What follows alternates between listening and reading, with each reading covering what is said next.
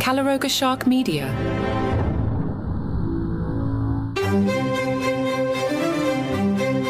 Hello and welcome to Palace Intrigue. I am your host, Mark Francis. Diana Elsa, in an opinion piece for the News, wrote, "Remember when Harry in August told a conference in Tokyo, 'My life is charity, always has been, always will be.' Well, according to the events listed on Archwell's own website, plus other public engagements, the Duke has undertaken 13 charitable outings this year. If we factor in the 7 days of the Invictus Games that he attended, that comes to a total of Harry undertaking public work on a total number of 18 days.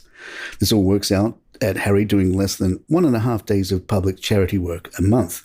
Even if Harry had achieved double or triple these numbers, we are hardly talking about the sort of figures that would be able to comfortably back up that lifeline. Let us also note that Harry this year has, however, found the time to go to see Beyoncé and Katy Perry concerts, watch Lionel Messi play in a soccer game in Los Angeles, catch a basketball game, fly to Austin for the American Formula One Grand Prix, holiday in Portugal and the Caribbean with Meghan, and drop by for the final episode of James Corden's Late Late Show. Yes, there would be the behind-the-scenes work that Harry and Meghan must do as directors of the Archwell Foundation. I'm imagining countless meetings which start with round-table affirmations and rounds of iced lattes and the Sussexes sending reams of emails from their side-by-side desk. However, the Duke and Duchess clearly want to establish themselves as public figures in the US, which requires them to, not to get too specific here, actually do things in public and more than once a month. Contributions to Prince Harry and Meghan Markle's Archwell Foundation have sharply decreased by $11 million over the past year, resulting in the organisation running a deficit. The Sussexes have shared their charity's yearly report and a high-quality promotional video highlighting their 2023 activities.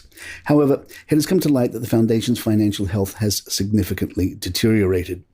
A US tax return made public shows a drastic reduction in donations, down to a little over $2 million in 2022 from $12.9 million in 2021, a staggering decline of $11 million. The foundation, which had a $9 million profit in 2021, faced a shortfall due to dwindling donations. Last year's figures show a loss of $675,000 with revenues at $2 million, but expenses reaching $2.67 million. There were just 2 primary donors last year, each contributing approximately $1 million. This is in stark contrast to the previous year when an anonymous major donor contributed $10 million, a feat not repeated in 2022. The foundation employs 5 individuals with total salaries amounting to $640,000 for the year. While Harry and Meghan did not draw a salary, their executive director, James Holt, a key figure post-Megxit, received an annual salary of $227,000, which includes a $20,000 bonus. Despite the financial setback in 2022, the foundation reportedly still possesses around $8.3 million in cash and assets. Additionally, Prince Harry and Meghan Markle have launched a video showcasing the impact of Archwell in 2023, despite their annual report indicating a loss. This release, following shortly after the Princess of Wales video featuring her children at a Windsor baby bank, might prompt speculation in royal circles. The Sussexes video portrays them actively participating in various initiatives, including embracing veterans, packing supplies for Nigerian schoolgirls, and engaging with numerous supporters, signaling their continued global influence despite recent challenges to their public image. Meanwhile, the Wales children were shown assisting their mother at a Windsor baby bank, preparing Christmas donations for children in need, a gesture capturing the public's attention. Alongside the video, Harry and Meghan released a 25-page impact report where Meghan expressed her motivation for Archwell's work, drawing parallels to her previous engagement with the Hub Community Kitchen post-Grenfell Tower fire. The report emphasizes the Sussexes' dedication to impactful community service, highlighting their support in various global crises, including providing mental health and support in earthquake-stricken regions and aiding Nigerian girls with health education and menstrual products. Inspired by her involvement with the Hub Community Kitchen in the UK during her royal tenure, Meghan has introduced the Welcome Project. The Welcome Project is focused on empowering recently resettled Afghan women through women-led programming, aiming to create more inclusive and connected communities.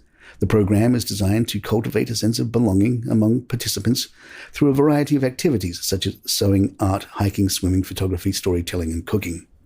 The impact report sheds light on the positive outcomes of the Welcome Project so far.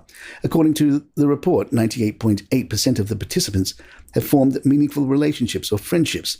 97.7% have experienced an increased sense of social connection and a decrease in loneliness, and 98.8 feel that their culture and lifestyle has been welcomed and treated with respect. A recent court decision has led to Prince Harry being ordered to pay nearly $96,000 in legal fees to Associated Newspapers Limited, the publisher of the Daily Mail tabloid. This outcome follows Prince Harry's unsuccessful legal challenges in a libel lawsuit. The lawsuit centers on an article published by the Daily Mail which claims that Prince Harry attempted to conceal his efforts to maintain publicly funded security measures in the UK after stepping down as a working member of the royal family. Prince Harry took legal action against the publisher for this portrayal. However, Justice Matthew Nicklin of the High Court in London ruled in favour of the newspaper's publisher. According to the ruling, the publisher had a real prospect of successfully arguing that statements issued on behalf of Prince Harry were misleading. Palace Intrigue will be right back.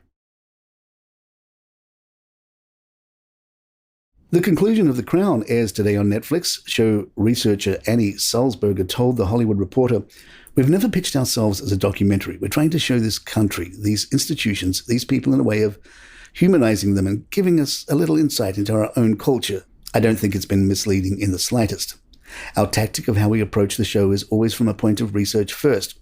Peter will never come to us and say, 'I want a story to go this way.' We are always leading, and we have robust discussions about how comfortable we feel with deviations if we need to have them. Sometimes we want to move something into another timeline because together, thematically, it's a really beautiful episode, and I think those tend to be rather smooth discussions. But we will always have discussions about the honesty of the character that we have set forth, so it's not just being accurate and truthful to history, but also to what we've established in our show. You have to stick to the biographies you've built up and the character traits of the people you've established. So the nice thing with Peter is that it's a very democratic process. There's a lot of us. I'm sure Suzanne told you there are like 5 people on my team, I think 7 on the editorial team, and then Peter and Suzanne. It's a very robust group, very opinionated, and we really just try to work through, okay, if we're going to take creative license, could that be rooted in something else we've learned about a character? And there you have it. If you'd like to email us, our address is thepalaceintrigue@gmail.com. Please follow us on Spotify, Apple, or your app of choice. If you're on YouTube, hit that subscribe button for us. It really helps us out. I'm Mark Francis. My thanks to John McDermott. This is Palace Intrigue. Good times.